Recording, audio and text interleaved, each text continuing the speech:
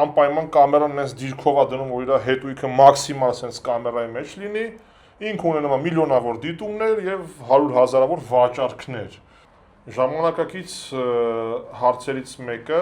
որպեսզի ինձ ասած կոմենտներում չքլնգեն, սա իմ անձնական կարծիքն է եւ կարա ոչ մեկի հետ չհամընկնի։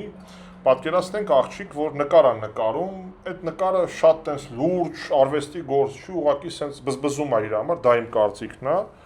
բայց ինչա թե ինքը դա անում է կիսամերկ ու անպայման կամերան նենց դիրքով է դնում, որ իր հետույքը մաքսիմալ սենց կամերայի մեջ լինի,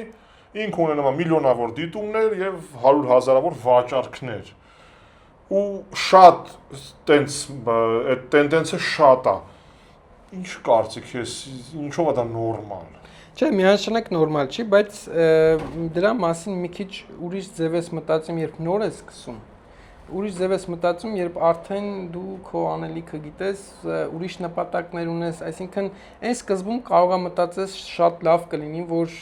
շատ դիտումներ ունենամ, չգիտեմ, նույնիսկ դիտումներով հնարավոր է վաճառք լինի, բայց հետո երբ արդեն մի որոշ этап անցնում ես, երբ ցուցահանդեսներ ես անում, երբ արդեն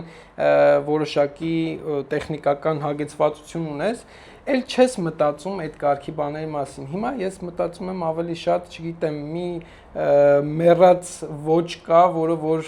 Իտալիայում են նկարել 17-րդ դարում, օրինակ, ես ուսումնասիրում եմ, ուզում եմ այդ ոճով սկսեմ նկարել, ավելի շատ մի քիչ այլ բնույթի հարց են, թե արդեն ով մարմնի քանի տոկոսն է բացել, քանի դիտում ունի։ Հա, զուտ փորձում է դրանով իր ապրանքը վաճառել, ոչ թե ինքը արվեստն է վաճառում, իր մարմնի մեծության հաշվին արվեստի հանդեպ դա մի քիչ ստորություն է,